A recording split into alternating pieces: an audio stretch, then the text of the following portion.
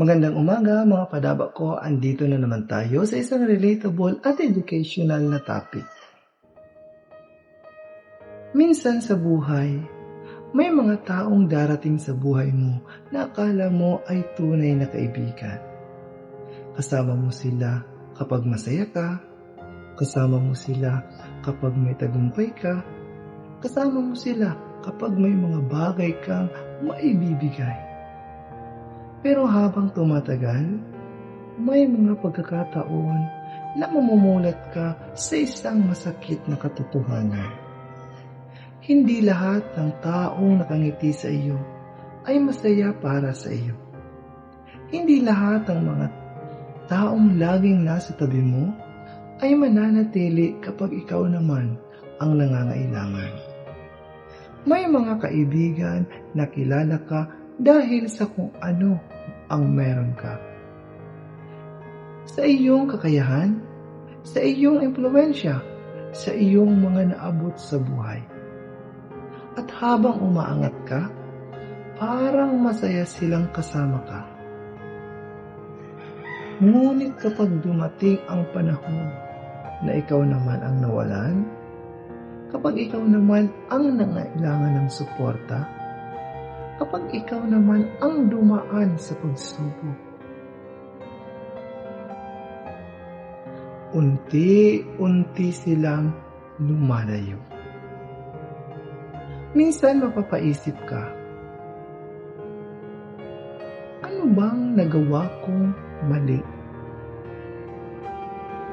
Bakit noong sila ang nangangailangan, nandito ako para sa kanila? Bakit noong sila ang may problema, sinasamahan ko sila? Bakit noong sila ang nawalan ng pag-asa, ako ang unang nagbigay ng lakas ng loob? Pero ngayong ako naman ang nangangailangan, parang wala silang makita. Parang wala silang marinig. Parang hindi nila ako kilala. At mas masakit pa rito, may mga pagkakataon na hindi lang sila lumalayo. Nakikita mong mas pinipili nilang suportahan ang ibang tao kaysa sa iyo.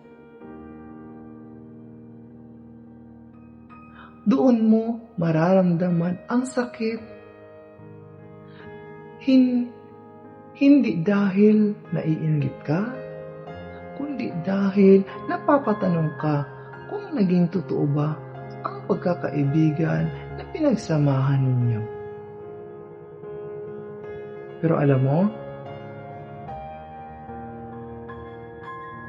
habang tumatanda tayo, may isang mahalagang aral tayong natututunan. Hindi lahat ng taong tinulungan mo ay tutulungan ka rin pabalik. Hindi lahat ng kabutihang ginawa mo ay susuklian ka ng kabutihan. At hindi lahat ng sakripisyong ibinigay mo ay pahahalagahan ng mga taong pinaglaanan mo ito. Pero huwag mong hayaang baguhin ito ang puso mo. Huwag mong hayaang maging dahilan ito para tumigil kang gumawa ng mabuti.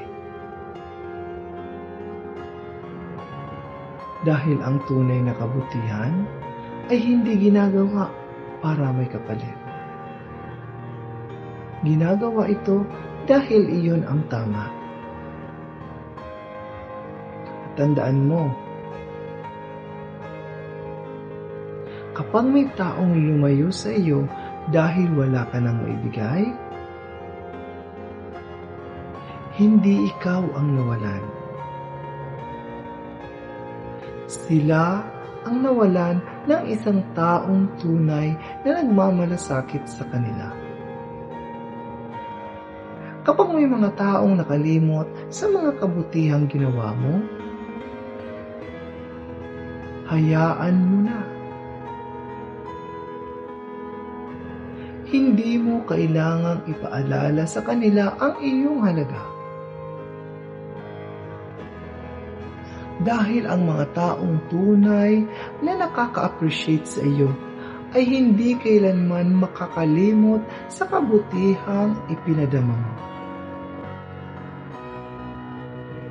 At sa huli,